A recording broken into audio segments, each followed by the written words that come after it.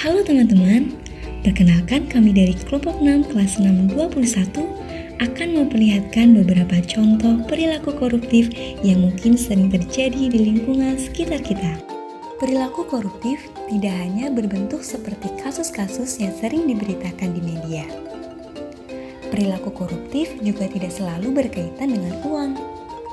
Di lingkungan masyarakat, lingkungan sekolah, bahkan lingkungan keluarga, ada beberapa perilaku yang mungkin dianggap sepele, padahal sebenarnya merupakan bentuk perilaku koruptif.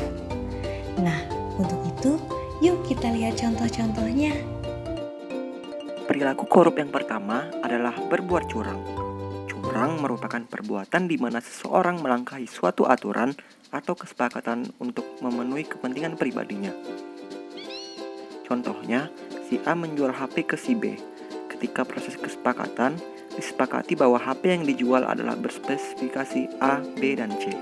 Akan tetapi, pada kenyataannya, speknya tidak sesuai dengan yang diharapkan. Contoh lainnya adalah kegiatan jual beli di pasar.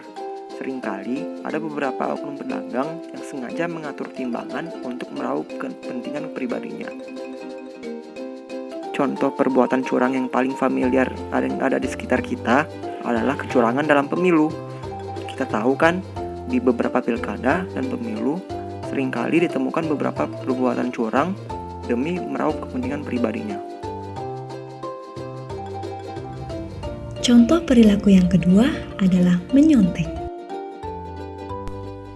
Baiklah, kali ini saya akan menjelaskan tentang salah satu perilaku korupsi yang sering terjadi di lingkungan kita, yaitu menyontek. Menyontek adalah perilaku atau perbuatan curang yang dilakukan untuk menghindari kegagalan hasil ujian atau nilai akademis menggunakan cara yang tidak jujur. Menyontek sering dikaitkan dengan perilaku korupsi. Mengapa? Karena orang yang biasa menyontek pada dasarnya adalah orang yang tidak jujur dan tidak percaya diri, dikarenakan siswa atau mahasiswa yang melakukan hal tersebut kurang belajar dan adanya tekanan untuk mendapatkan nilai yang bagus agar lulus.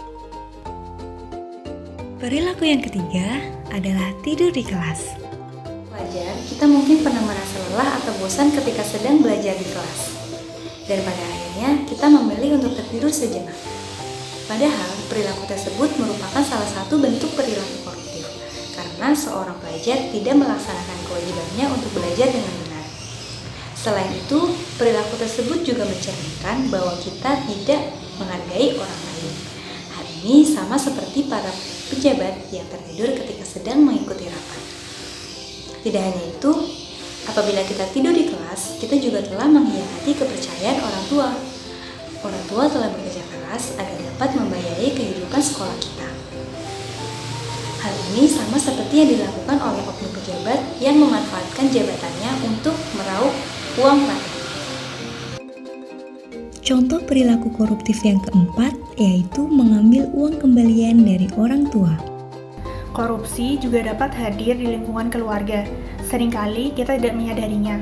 Sebagai seorang anak, pastinya kita sering diberikan mandat ataupun perintah dari kedua orang tua kita untuk membelikan sesuatu di toko ataupun di warung. Namun, kita sering menyepelekan uang kembalian. Sebagai contoh, mari kita lihat ilustrasi berikut ini. Ternyata tidak sedikit dari kita yang masih menyepelekan uang kembalian. Jika ditanya alasannya, mungkin karena orang tua memang jarang ada yang perhitungan kepada anaknya sendiri. Apalagi nominal kembaliannya itu kecil. Namun, meskipun nominal kembaliannya itu kecil, hal tersebut tetaplah perilaku yang tidak baik. Perilaku tersebut disebut juga penggelapan ataupun korupsi kecil. Korupsi dapat terjadi karena kebiasaan buruk kita yang tidak kita sadari. Oleh karena itu, mari kita hindari perilaku yang mencerminkan korupsi-korupsi kecil. Contoh selanjutnya yaitu menerobos lampu lalu lintas. Perilaku koruptif yang cukup sering terjadi di lingkungan saya adalah menerobos lampu merah. Cukup terlihat sepele jika kita melihat bahwa ada pengendara yang menerobos lampu merah. Tetapi, hal tersebut dapat digolongkan sebagai tindakan koruptif, yaitu korupsi waktu. Jika hal tersebut terus-menerus dilakukan oleh pelaku, maka akan menjadi bibit-bibit korupsi yang akan mendorong pelaku untuk melakukan tindakan koruptif yang lebih luas lagi.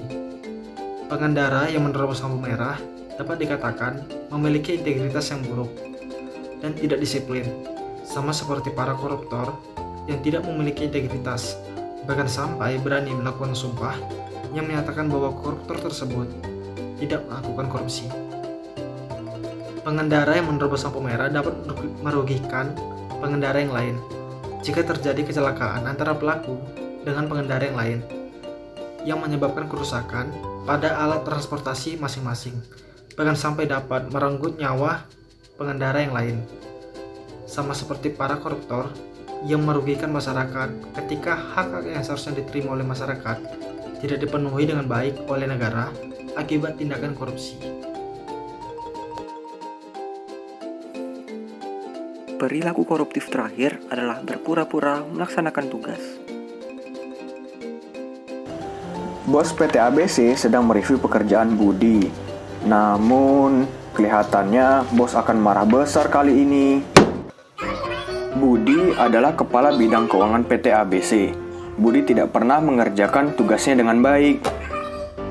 Seluruh pekerjaan Budi diserahkan kepada bawahan-bawahannya. Ia ingin naik jabatan dengan mudah dan tanpa usaha. Namun, kali ini aksinya diketahui oleh bos PT ABC. Terungkap bahwa Budi selama ini membayar sejumlah uang sebagai motivasi dan kompensasi agar bawahannya mau mengerjakan tugas-tugasnya. Bawahannya pun sangat senang bisa mendapatkan uang tersebut. Tindakan tersebut membuat banyak sesama rekan kerja yang kecewa terhadap Budi. Sehingga Budi dilaporkan pada bos PT ABC.